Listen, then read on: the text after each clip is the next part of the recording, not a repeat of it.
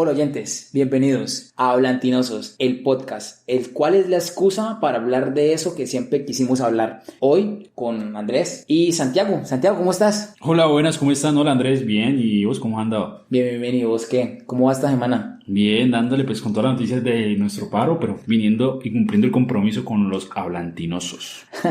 Te amañaste, ¿no? Sí, aquí regalan comida, entonces muy chévere todo.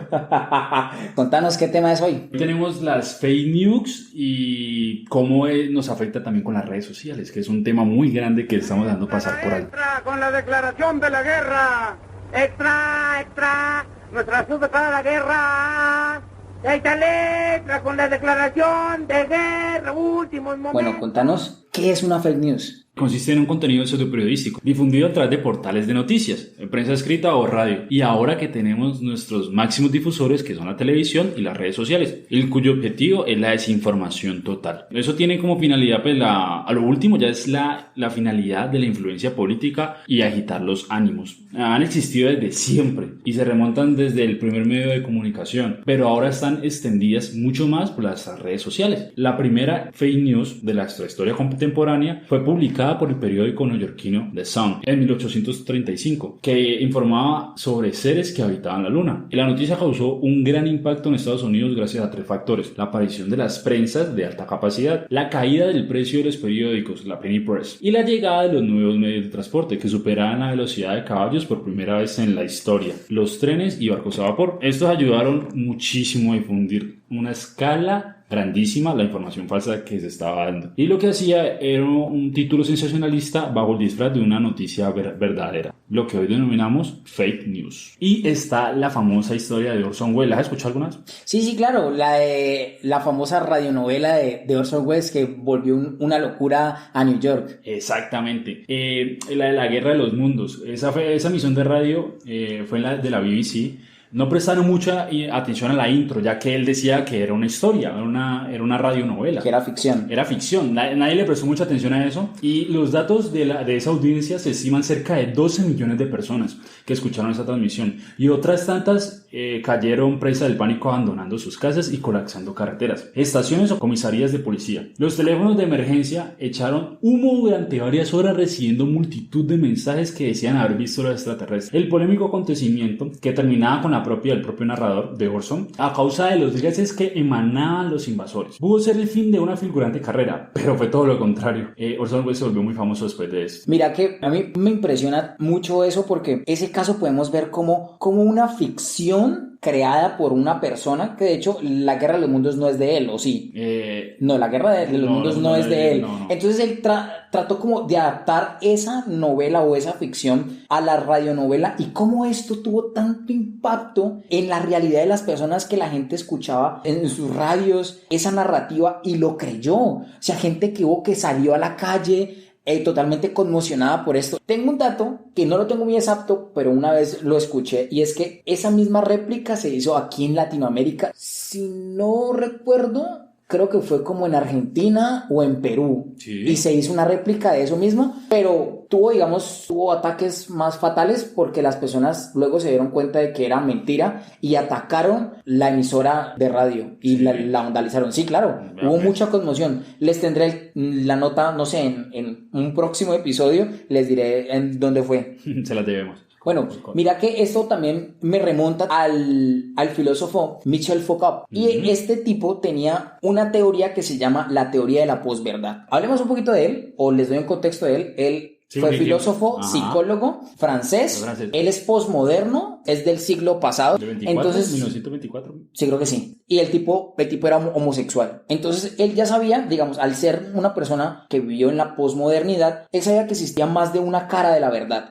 Que a propósito, tenía un dato importante sobre la palabra posverdad, y este es que esta palabra fue incluida en el diccionario de Oxford en el año de 2016 por tres razones circunstanciales. La primera fue las votaciones de Estados Unidos, donde ganó el expresidente Donald Trump. La segunda fue el Brexit de Inglaterra, en donde Inglaterra como país se iba a separar de la Unión Europea. Se separó. Se iba a separar. Sí, pero apenas se separó en el 2016, y las repercusiones apenas son a partir de este año. Y el plebiscito de aquí en Colombia, que también también fue circunstancial el hecho de que hubo fake news. Te voy a contar de qué va la vaina. Decímelo. Entonces él decía que, digamos, la verdad no era un reflejo de la realidad, sino que la verdad era una construcción que se iba moldeando a la realidad, que servía a intereses de las personas que en ese momento tenían poder. Entonces, la verdad era una modificación o una abstracción de la realidad. Y él decía que tenía 3 elementos importantes, que era, se producía por personas calificadas para darla, las universidades, los medios, los académicos y las instituciones. Todas estas sirvientes a las personas que tenían en ese momento el poder, o sea, personas que tenían la veracidad de la verdad, entre comillas,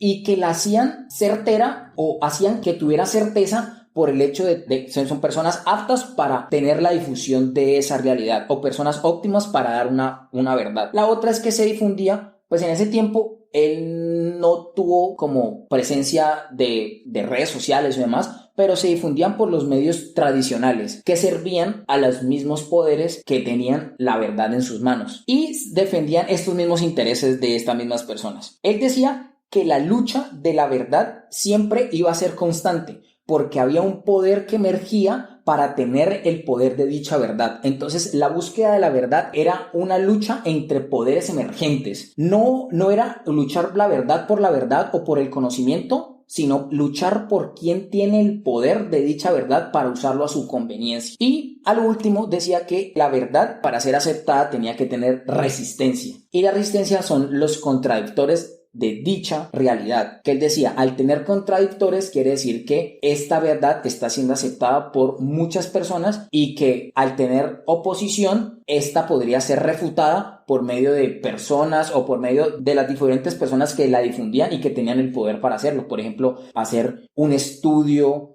sesgado para que verifique que, digamos, que la polución no es contaminante porque tal cosa. Entonces, él tenía como este discurso de la posverdad. Entonces, me pareció que es muy acertado con esta nueva era que tenemos de los fake news. Esto lo hablé hace poco con un amigo que se llama Neftali Moreno. Él es filósofo y pues me orienté un poco del tema. Un saludo acá.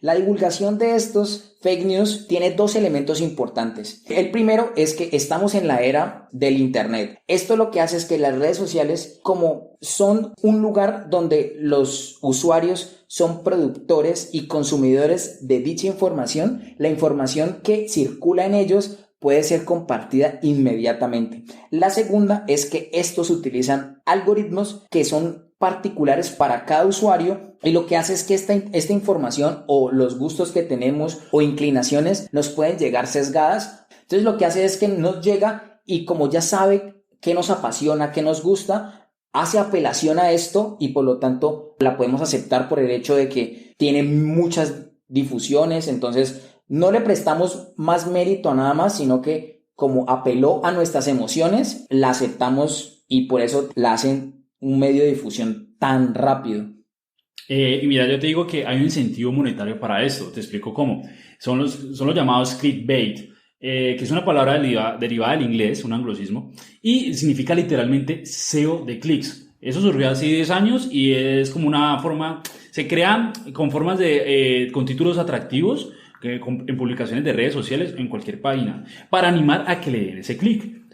Ponen enunciados llamativos, demasiado llamativos, con temas de morbo cultural, como lo son siempre el sexo y el dinero, dando un ejemplo. Hay una tipo de empresa, literalmente es una empresa que se dedica a esto, en Macedonia. Macedonia es un país muy pobre, después de la disolución de la antigua Yugoslavia, se fueron muchas fábricas y quedó muy pobre la Macedonia. Hay salones, casi que una academia, los que hacen que se entrenen personas para crear noticias falsas y ganan mucho dinero. Y se jactan de haber ayudado a Donald Trump en las elecciones del 2016. Mira que existen tipos de información falsa.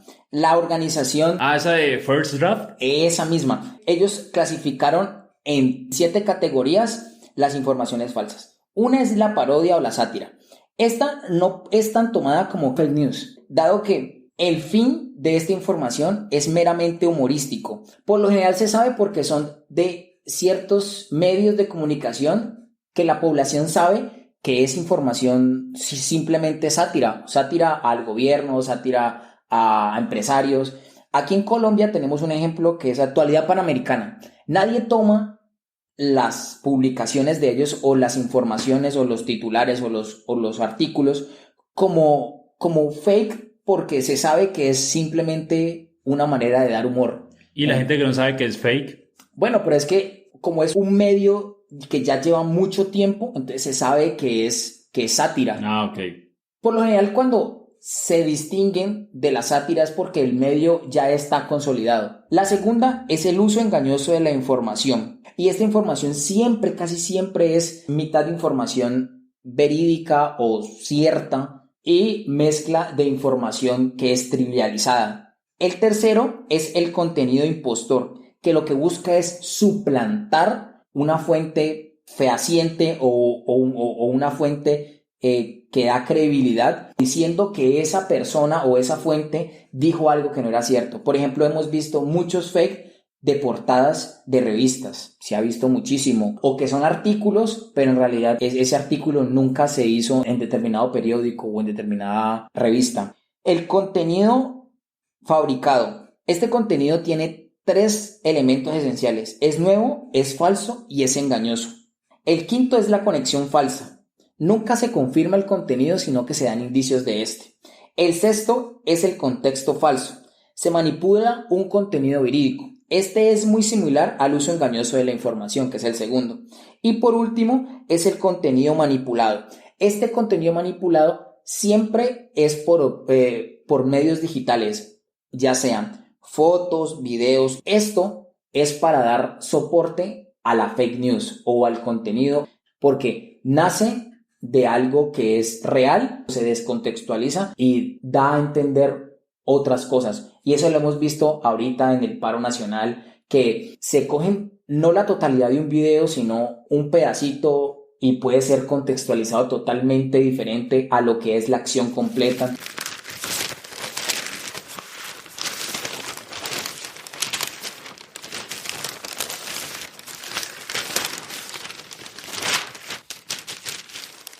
Vamos a llegar al tema del dilema de las redes sociales. No sé si nos han escuchado un documental que está en Netflix, que ganó premios. No es de Netflix, pero pues ellos lo apropiaron a su plataforma. Eso lo mostraron a mediados del año pasado, el 2020, pero fue muy bueno. Lo recomiendo. ¿Por qué vamos a tocar el tema de las fake news y las redes sociales? Miren por qué tiene esa relación. Primero comienzo diciendo que con el dilema de las redes sociales, el objetivo sería acaparar el tiempo de las personas. Una moneda muy valiosa para las empresas, políticos y organizaciones, o países que quieran vender ideas o productos a audiencias vulnerables e hipersegmentadas. Explican, en este documental explican que cuantas más horas pasa un usuario conectado a las redes, más información detallada sobre sus hábitos, gustos y características de consumo se están exponiendo. Y dado con testimonios que hay de altos ejecutivos de empresas que estaban en las redes sociales, las de Silicon Valley, las grandes, y académicos, que el filme describe la adicción y los impactos negativos de las redes sociales en personas y comunidades, como resultado de las estrategias diseñadas para manipular emociones y comportamientos. Esto pretende mantener conectados a los usuarios. Esto se convierte como un tipo de chupete digital. Si te sientes algo inseguro por una idea que ya no te sirve de fundamento para el día a día, vas y coges tu red social y como están segmentadas, haces que sigas con esa firme idea sin saber que tal vez sea cierta o no. Las empresas, por si no sabían, pagan millones por estas informaciones, y también los políticos con los algoritmos tan buenos que tienen estas redes sociales. Esto hace que estemos a la merced de la manipulación de ellos. Ustedes no se acuerdan,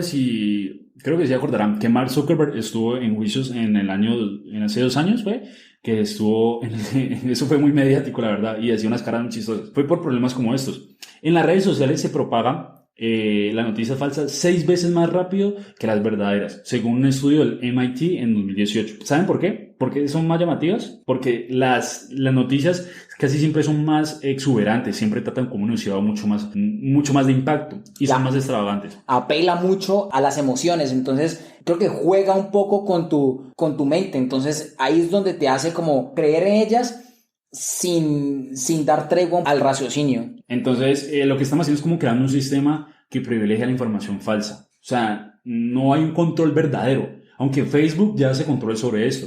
Hay una función para reenviar y compartir contenidos que ha sido restringido. solo se puede manejar como a 5 personas, pero la verdad la cosa no mejora, no muestra ninguna garantía de que eso pueda funcionar. Bueno, también WhatsApp, cuando reenvías mucho un mensaje, te aparece en la parte de arriba de la información enviada, digamos, enviado o compartido muchas veces o compartido. Ahí te puedes dar un poco cuenta qué tanto ha sido difundida esta información para que sepas que puede o no ser de buena fuente o no puede ser confiable dicha información porque ha sido circulada por doquier. Nosotros hemos caído en varias, yo personalmente. ¿Vos has caído en algunas? Yo he caído en varias. ¿Sabes qué? ¿Sabe cuál recuerdo mucho? Pues debe haber muchas, pero recuerdo mucho cuando el campeonato de fútbol colombiano en el 2014, que se disputó la final nacional y junior. Ah, sí, que celebra loco Ramba. Eso fue un meme nacional. Entonces, pero si ves, o sea, todo se corrió por medio de una información falsa de redes sociales que se dijo que se iba a quitar el título nacional y se iba a dar a Junior. Porque no ha hecho los cambios reglamentarios, me acuerdo, nacional, sí. Entonces, si ves cómo... Y la gente salió a celebrar caravanas. Fue pero chévere si la ves, celebrada, pero fue falsa. Qué triste. El impacto que tiene una noticia falsa, ¿cómo puede llegar a tanto? Porque apeló a nuestras emociones. Claro. Ahí tiene la emoción de venganza de que si me dan un título, yo lo celebro. Obviamente, no. Pues fue muy triste que fue falso. El mismo fútbol es una emoción, digo yo. Exacto, sí, verdad, muy cierto. Hubo uno también que yo también caí bastante, que sí me llenó mucho de estrés. Fue el pánico del 21N, que en el anterior podcast lo hablamos. Me acuerdo que mi novia de ese entonces, ella vivía en una zona rural que al lado tenía casi que una invasión de un sector de casas de estrato 0 y 1, una invasión que le llamamos aquí en Colombia. Entonces estaban comenzando a decir que se le metieron los conjuntos. Ella me llamó desesperada y desde el pánico que me entró a mí fue muy duro porque no podía ir. Pero el total, al final de todo se dio cuenta de que era falso, no se iba a meter nadie, era puro pánico. Y eso fue pues las fake news que hubieron en redes sociales, que en WhatsApp me llegaba que no, que habló el coronel de Cali, o que habló una conocida al coronel de Cali, que iban a cerrar toda la ciudad, que cosas así, caímos todos. Y eso lo hemos visto ahorita, que audios de militares diciendo que los mandan a matar o algo así. En el paro ahorita sí. Pero bueno, las fake news no es una cosa de ahorita. Para nada. Tengo un ejemplo fehaciente de que es tan vieja nuestra tradición de engañar que incluso antes a los cristianos se les perseguía por el hecho de que se difundían información sobre ellos y se les trataba como herejes o brujas. Entonces esto fue como los siglos iniciales de la era común y eran perseguidos por la Santa Inquisición. Otro, por ejemplo, más cercano al descubrimiento de América, aborígenes de aquí americanos corrieron un rumor de que existía una ciudad totalmente hecha de oro para que emprendedores del viejo continente llegaran acá y se perdieran en dicha travesía o en dicha empresa. El Dorado. Esa es la leyenda del Dorado. Creo que han sido dos ejemplos que nos connotan un poco de qué tan viejos son las noticias falsas y qué tan grandes pueden llegar a ser difundidas al punto de que hicieron morir a muchos expedicionarios, hicieron matar a muchas personas por herejía. Es verdad, y se está viendo mucho en las elecciones gubernamentales. Aquí en Colombia se vio, en Brasil se vio, en Estados Unidos se vio, en las elecciones de India, que hacían unos Photoshop pero ridículos. Para mí, uno lo veía como que no, eso no puede ser posible. Hay gente que se lo creyó. Hay cuestiones de odio, como el profesor francés. Un profesor francés fue decapitado porque supuestamente le había dicho a una de sus alumnas que, hablando mal sobre la religión de ella, era la religión del Islam. Y un extremista de esa religión pues llegó y lo decapitó. Esos ya son puntos tocando fondo sobre las noticias falsas que llevan sobre la integridad de una persona. La propaganda nazi también es otro ejemplo total que, digamos, el Tercer Reich se fundó básicamente en el odio hacia los judíos y que los judíos eran los que tenían emproblemado a Alemania en ese tiempo y la gente se llenó de rabia contra ellos. Emociones. Sí, eso. El patriotismo y todo esto juega con nuestras emociones y hacen pues que Hitler llegue pues al poder. Y se volvió fake news también cuando ocurrió la guerra de las Malvinas. Ah, cierto, que las personas en Argentina creían que estaban ganando la guerra de las Malvinas porque, digamos, toda la prensa era oficialista. Entonces se difundía esta información de que estaban ganando la pelea con Inglaterra, cuando en realidad Inglaterra los estaba haciendo añicos. Y pues esto se supo más que todo por la prensa internacional, que decía que la guerra de las Malvinas las estaba ganando claramente Inglaterra. ¿Esto cómo nos afecta a nosotros, personalmente? En cosas que estamos involucrados activamente. Por ejemplo, en el tema de actualidad, el más grande, pues el COVID, la pandemia. El tema del COVID-19 y todas sus mentiras. Por ejemplo, que dicen que si me inyectan, ahí está el microchip que nos va a implantar Bill Gates a cada uno para conquistar el mundo, o pendejadas así. Lo que hace es que todo el mundo se divida y se confunda, la verdad. Además de ser un disparador de estrés y de pánico. Bueno, yo creo que también una de las afectaciones principales es la vulneración al derecho que tenemos los ciudadanos a tener una información veredigna o fehaciente o certera de la realidad que está pasando en el entorno en el cual vivimos. Esto nos sesga y a una eventual realidad política o una eventual elección, todo el mundo va a estar supremamente sesgado y no va a saber cuál es la realidad y en qué le puede llegar a afectar si vota por X o Y candidato. Para nadie es un secreto, y eso sería una segunda, que esto nos afecta en gran cantidad a las brechas que hay entre los extremos de la sociedad, ya sea porque sea una división política o social o económica. Es porque cada vez vamos a ver menos puntos en común, cada vez nuestra realidad va a ser más polarizada. Entonces imagínense, ya de por sí cada persona percibe la realidad de manera tan diferente ahorita, que ya incluso la información nos llega de manera tan diferente y tan filtrada. Nunca vamos a encontrar puntos en común o puntos en los cuales podamos fortalecer una comunión o una convivencia. Entonces lo que pienso es que esto lo que hace mucho más grande los discursos de odio, o hace que los discursos de odio sean la respuesta que tenga la persona que pertenece a un extremo contra la persona que está al otro extremo, porque son tan grandes que ya se ven tan diferentes. Y si no le tomamos suficiente atención y no le prestamos suficiente importancia a esto, pienso que va a desencadenar vainas muy negativas para la sociedad en la cual vivimos. Pienso que desde las personas que compartimos algo porque nos apasiona, porque vemos que nuestros ideales o nuestro pensamiento está siendo representado por eso, desde los medios de comunicación, las redes sociales, pienso que tienen mucha responsabilidad frente a esto.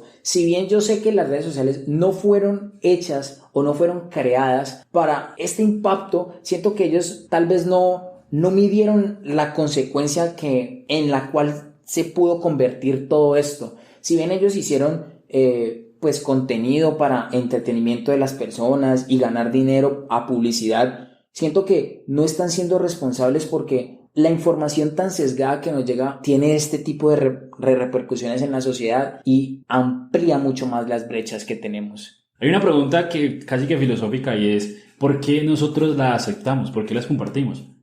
Porque esto confirma nuestra propia opinión. O sea, somos animales muy sociales, ya que al ver esta información que está siendo corroborada por muchas personas más, es tendencia natural en aprobarlas. También está aceptado aunque sea falso, que eso es lo más triste, ya que nuestro preconcepto del tema coincide con nuestros gustos. O sea, ya te coloco un ejemplo. Cuando estamos en elecciones de presidenciales, entonces vemos una noticia que está a nuestro favor de una persona de la que nosotros queremos votar, entonces nosotros corrobora más esa información de nuestra mente que este es nuestro candidato. Así veamos noticias, todas las que no sean a favor de él, nuestro preconcepto siempre va a estar a favor de la persona. Bueno, Santiago, hablemos de cómo podemos combatirlas, cómo podemos detectarlas. Yo pienso que podemos hablar de esto y decir que en primera instancia está en desconfiar cuando un título es grande y en mayúscula y con signos de admiración. Esto tú lo hablabas ahorita y es muy clickbait. Entonces lo que hace es llamar tu atención para que entres. Ahí ya hay que desconfiar un poco. Si bien los títulos, como a todos nos enseñaron desde primaria, tienen que ser más grandes que el contenido, pero siento que colocarlos muy grandes y llamativos es para que entres ahí, y hay que tener un poquito de tacto con este tipo de información que te llega así. Un caso preciso es, por ejemplo, hay páginas que colocan una cura para calvicie en 3 pasos, cosas así, por ejemplo. O esta persona no hace nada en la semana y gana miles de dólares. ¿Quieres enterarte? Cosas así. Bueno, una vez yo estaba en una página de ver películas, me apareció en la parte de arriba, como en una burbuja de texto, aparecía Duque muere en accidente catastrófico. Es como, o sea, sé que no va a ser verdad y sé que no me lo van a avisar pues por ese medio. Exacto, por ese medio. Yo me acuerdo una vez que mi papá estaba en el computador y él estaba llenando unos datos y yo estaba llenando unos datos que en una página así que como que estallaba, pareciera que estallaba. Entonces yo me llamé la atención y yo fui y le pregunté, papá, ¿usted qué está haciendo? Le dijo, no, es que aquí me dijeron que gané un poco de premios. Y yo le dije, no, papá, eso es mentira, que no sé qué. A personas así caen. Bueno, la otra es como buscar en la web que te abre el link. Entonces vas a la selección acerca de y ahí te puede brindar información de esta fuente o de esta página web y ya ahí puedes deducir si es fiable o no. Colocar como en Google, colocar, digamos, ves la noticia de una página que no sea tan conocida, la colocas, la copias, la pegas el título y ves si otros medios con más fundamentos lo están enunciando también. Otra, por ejemplo, puede ser esa de, si digamos, la información es que una persona dijo tal cosa o una persona se pronunció en contra de tal vaina. Es como que coger la cita y buscarla en Google a ver si otros medios han informado de esto mismo. La otra sería como si es apoyado en una imagen. Esto se puede hacer solamente con imágenes, es que coges la imagen que te llegó, la cual desconfías de su veracidad, la arrastras, bueno, si estás en tu computador de escritorio, la arrastras hasta Google Imágenes y ahí te da una búsqueda de esa misma imagen si está alterado además. O en tu mismo celular puedes hacer el mismo paso. Por ejemplo, en países como Alemania, el Instituto Fraunhofer, que con un software de verificación las detecta mucho más rápido, compara las claves. Lo hizo con un ejemplo que decía el enunciado así: violación de abuela por partes de inmigrantes pobres. Entonces, eso obviamente, eso causa mucha sensación y muchas emociones. La corroboraron muy rápido haciendo con ese software su trabajo. Y al último se dieron cuenta de que era un total fake news. Tiene un 76% de efectividad contra estas noticias. Claro, es que si vos ves esa noticia tiene dos elementos importantes y es el uso de palabras. Por ejemplo, inmigrantes, ahí ya te da un prejuicio que muchos tienen, y lo otro es llamar abuela a una persona pues de mayor edad, una persona de la tercera edad, como que apela a tus emociones. Exacto. Bueno, la otra es que en Colombia existe algo llamado, o una página llamada Colombia Check. Sí, lo invitamos a ustedes que también investiguen en sus países qué páginas hay para corroborar estas noticias falsas. Yo creo que las hay, porque si la hay aquí en Colombia, la hay en otro país. Sí, claro. Por ejemplo, sé que en Argentina hay una que se llama algo como Check, es algo con check, algo así, y que también que a parecer es muy buena. Sabe que el derecho o la justicia tiene también parámetros que pueden llegar a ayudar un poco con esto, y es que si se sabe la fuente, si se sabe quién lo dijo, se podría incluso acusar de cargos por calumnia o por injuria, pero pues aquí también tenemos garantías como lo son la libre prensa o como lo son el libre desarrollo de la personalidad, que digamos pueden aparar un poco lo que una fuente diga de otra persona, pero el derecho siento que puede llegar a tener un efecto tardío para contrarrestar las fake news, y lo que queremos es que las fake news sean desmentidas inmediatamente. Por ejemplo, pasa mucho que llega una noticia y un periódico o un medio de comunicación veraz la publica porque pues es tener la premisa. Y muchas veces se dan cuenta de que no es verdad, pues emiten una disculpa y dicen que no es verdad, pero si vos ves a los resultados, fue más compartida la noticia falsa que la noticia que confirma que no es verdad. Entonces también hay que tener un poquito de cuidado y buscar es la inmediatez en la detección de estas fake news.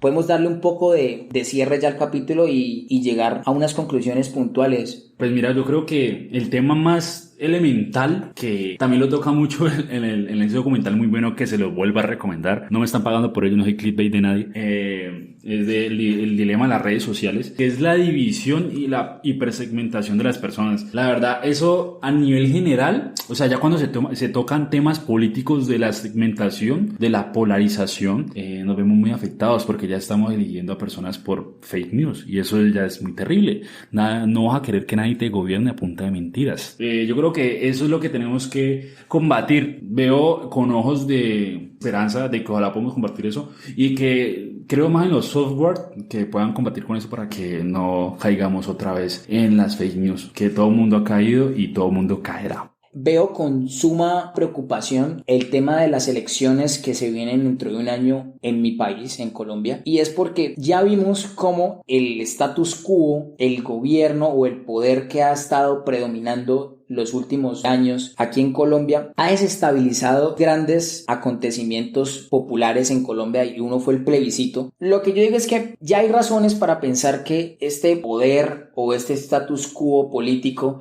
que existe o predomina en este país ha hecho trampa o ha hecho difusión de información falsa para alterar a las personas, para apelarlas a sus sentimientos y que estas personas tengan miedo de un cambio. El cambio que ahorita merece y necesita Colombia está más allá del miedo, está más allá de creer en una cadena de WhatsApp, está más allá de decir que determinado presidente nos va a volver como determinado país o determinado presidente o determinado candidato nos va a convertir en una corriente política que es anacrónica como lo es el socialismo. Pienso que esto tiene que cambiar, tenemos que hacerle frente a estas fake news, tenemos que hacer pedagogía frente a estas y tratar de difundir nosotros también fuentes o información que pueda ser verificada, porque también nace desde nosotros, no solo lo que diga determinado sector de la población, sino lo que también compartimos nosotros. No nos dejemos llevar tanto por las emociones o por algo está siendo difundido de manera máxima, de manera múltiple,